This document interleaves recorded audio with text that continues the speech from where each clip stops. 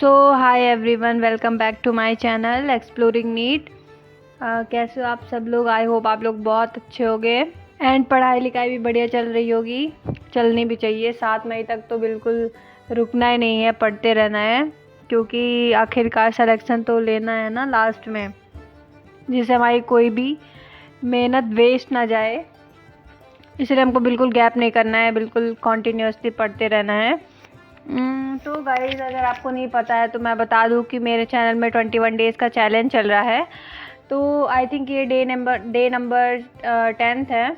तो अगर आप लोग चाहते हो तो आप लोग भी ज्वाइन कर सकते हो। इफ़ यू वांट, अपने शेड्यूल के हिसाब से आप लोग देख लेना, तो इसमें पार्टिसिपेट कर लेना। इससे बहुत अच्छी कंटिन्यूटी बनी रहती है और हम कंसिस्टेंट रहते हैं अपने पढ़ाई के लिए। कोई भी दिन गैप नहीं होता। अगर कोई भी दिन आलस भी आता है तो हमको लगता है कि अरे नहीं, आज गैप कर देंगे तो फिर चैलेंज टूट जाएगा। तो इसलिए आपको ऐसा चैलेंज करते रहना चाहिए बीच बीच में, जिससे आपकी स्टडी कंटिन्यू रहती है, कोई भी गैप नहीं होता। तो अगर आप लोग चाहते हो तो फिर मेरे साथ जुड़ सकते हो एंड प्लीज़ सब्सक्राइब कर दो चैनल को। If you like my content तो प्लीज़ डू सब्सक्राइब। कोई फोर्स नहीं है, अगर आपको अच्छा लगे तो ही सब्सक्राइब करना, अगर हेल्पफुल लगे तो। सो या गाइज, अब मैं अपनी डेली वही रूटीन शुरू कर रही हूँ। पहले मैंने टू डू लिस्ट बनाया एंड टू डू लिस्ट में आज मेरे था एक करंट इलेक्ट्रिसिटी का एक लेक्चर देखना था मेरे को, एंड एक लेक्चर मेरे को मैग्नेटिक चार्ज एंड मूवमेंट का देखना था, क्योंकि मेरे कोचिंग में वो स्टार्ट हो गया है, करंट इलेक्ट्रिसिटी ख़त्म हो गया है। बट मैं अलग सर का लेक्चर फॉलो कर रही हूँ, तो अभी मेरा करंट इलेक्ट्रिसिटी ख़त्म नहीं हुआ, क्योंकि उसमें बहुत सारे आई थिंक 11 लेक्चर्स है उसमें, एंड मैं पूरा डिटेल से देख रही हूँ, क्योंकि इम्पॉर्टेंट चैप्टर है तो ऐसे वन शॉट में नहीं निपटा सकते हैं। अगर आप लोग से बहुत अच्छा बनता हो तो आप लोग वन शॉट में देख सकते हो, बट मैं तो रिकमेंड करूँगी कि आप डिटेल लेक्चर से ही देखो करंट इलेक्ट्रिसिटी, क्योंकि काफ़ी इंपॉर्टेंट चैप्टर है एंड क्वेश्चंस भी आते हैं, तो हमें बनना चाहिए क्वेश्चंस। मेन हमारा इंपॉर्टेंट ये रहता है कि हमें क्वेश्चंस बनना चाहिए, भले हम उसको वन शॉट से देखें या फिर डिटेल लेक्चर से देखें, बस हमारे क्वेश्चन सॉल्व होना चाहिए, दैट्स इट। यही हमारा मोटिव रहता है। तो मैं तो डिटेल से देख रही हूँ, तो मेरे आई थिंक अभी 4-5 लेक्चर्स बच रहे हैं जो मैं 1-2 दिन में कंप्लीट कर लूँगी। एंड पैरेलल में मेरे कोचिंग में मैग्नेटिज्म एंड मूविंग चार्ज भी स्टार्ट हो गया, तो मैंने सोचा उसको भी एक एक लेक्चर देखते जाऊँ, क्योंकि अगर नहीं देखूँगी तो फिर टेस्ट में वही आ रहा है मेरे संडे टेस्ट में, तो फिर मेरा छूट जाएगा। तो मैं नहीं चाहती कि ऐसा कुछ हो, तो इसलिए मैं पैरेलल में उसको भी देखते जा रही हूँ एक एक लेक्चर। एंड एक एक लेक्चर देखो तो इतना कुछ हैवी होता भी नहीं है, आप लोग आराम से कवर कर सकते हो। सो वही मैंने थोड़ी रिवाइज़ किया, फिज़िक्स का लेक्चर देखने के बाद मैंने ये जो लेक्चर से पढ़ा था वही मैंने रिवाइज़ किया था। देन मैं इसके बाद बायो पढ़ रही हूँ।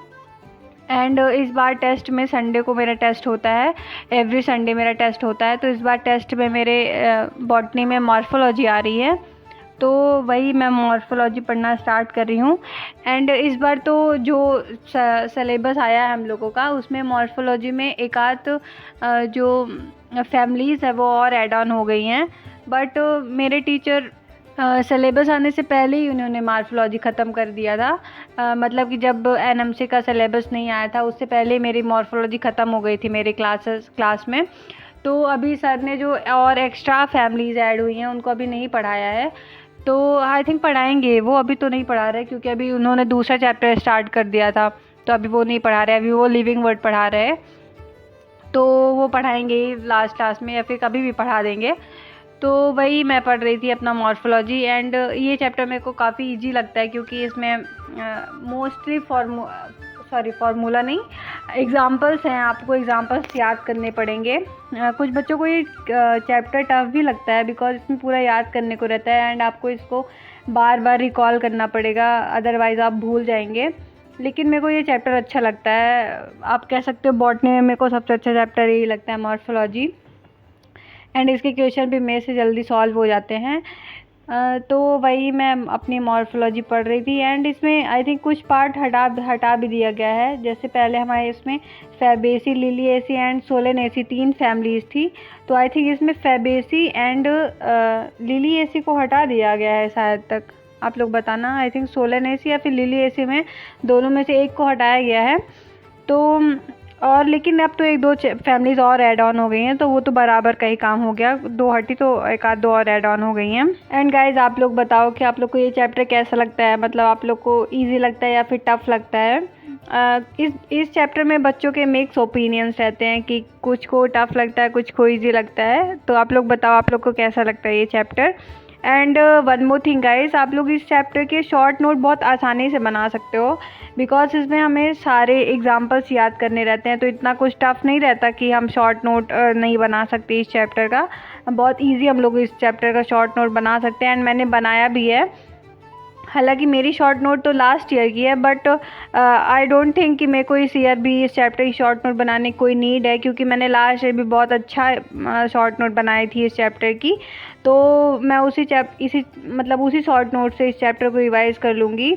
आज तो मैंने नहीं पढ़ा, आज तो मैंने एनसीईआरटी ही प्रेफर की है कि एक बार मैं एनसीईआरटी की रीडिंग कर लूँ। देन उसके बाद जब मेरे टेस्ट पास आ जाएंगे, संडे को मेरा टेस्ट होता है, तो मैं सैटरडे को इस चैप्टर को शॉर्ट नोट से ही रिवाइज़ करूँगी। मैं दोबारा एनसीईआरटी नहीं पढ़ूँगी, क्योंकि शॉर्ट नोट में मैंने पूरा लिखा हुआ है, एंड इससे जो क्वेश्चंस आते हैं वो भी एग्जाम्पल ही आते हैं। मतलब ऐसा थ्योरी वाइज क्वेश्चन तो बहुत कम ही आता है, उधर रूट एंड स्टेम से आ जाता है थ्योरी क्वेश्चन, बट इधर जो लीफ वगैरह हैं तो ये से हमेशा एग्जाम्पल ही पूछते हैं। तो आप इसके शॉर्ट नोट बनाओ और उसी से रिवाइज करो, तो उससे आपका टाइम भी बचेगा एंड आपसे बहुत आसानी से क्वेश्चन लग भी जाएंगे, कोई प्रॉब्लम नहीं होगी। सो या गाइस, एंड देन मैं इसके बाद अपना केमिस्ट्री पढ़ना स्टार्ट कर रही थी मॉर्फोलॉजी पढ़ने के बाद। हालांकि मैंने उसमें पूरा नहीं पढ़ा, अभी मैंने जो फैमिलीज़ है उसको छोड़ दिया था। देन इसके बाद मैंने केमिस्ट्री पढ़ना स्टार्ट किया, एंड केमिस्ट्री में मैं वही कोऑर्डिनेशन कंपाउंड पढ़ रही हूँ, क्योंकि संडे को मेरे टेस्ट में यही आ रहा है केमिस्ट्री में, तो वे मेरे को पढ़ना पड़ेगा। एंड अभी क्लास में भी यही चैप्टर चल रहा है, मतलब ये पूरा नहीं हुआ है। आई थिंक संडे तक तो सर आराम से पूरा कर देंगे, तो ये पूरा चैप्टर मेरे टेस्ट में आएगा, तो इसको पढ़ना ज़रूरी है। सो या गाइस के पढ़ने के बाद आप मेरी बेड की हालत देखो कैसी हालत है क्योंकि मेरा टेबल बहुत छोटा है, तो मेरे को पूरा सामान पहले बेड में रखना पड़ता है, उसके बाद फिर जब सोने जाओ तो वापस से रखना पड़ता है टेबल में। सो दैट्स इट, ये रही मैं। एंड अभी 12:30 बज गए थे रात को, तो फिर मैं सोने गई थी। So thank you so much, bye.